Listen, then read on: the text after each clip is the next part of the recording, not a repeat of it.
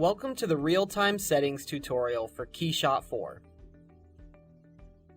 These settings determine what you see in your real-time view and can be accessed in the project window under the Settings tab. The first parameter to consider is resolution. If you know your final rendering output will be, for example, 8.5 by 11, it's good practice to set this here and lock aspect to maintain proportions when the window is scaled. You can also lock the resolution at a particular size so it will remain constant at all times. Brightness and gamma adjustments here are not to be confused with your environment settings.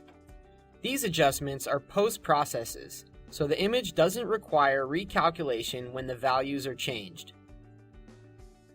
For realistic effects, it is recommended to keep these values at their default. However, for very dark materials or scenes, you may want to bump up your gamma to bring out lost details. Performance mode can be enabled here or by pressing Alt-P. This helps the real-time view res up faster by turning off shadows and ray bounces.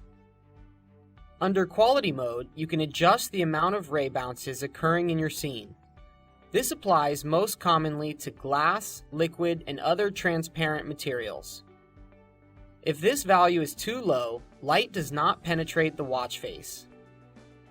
These settings will be reflected in the final render output, so for most efficient render times, increase this only until changes are no longer visible.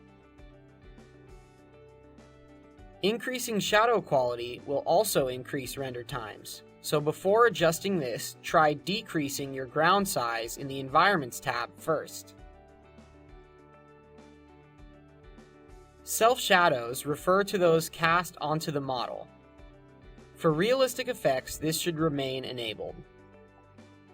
Global illumination refers to indirect light bouncing between 3D geometry. Although this does increase render time, it should typically be enabled for realistic effects, especially when working with transparent materials and physical lights. Finally, ground illumination is the indirect light bouncing between 3D geometry and the ground, as you can see here.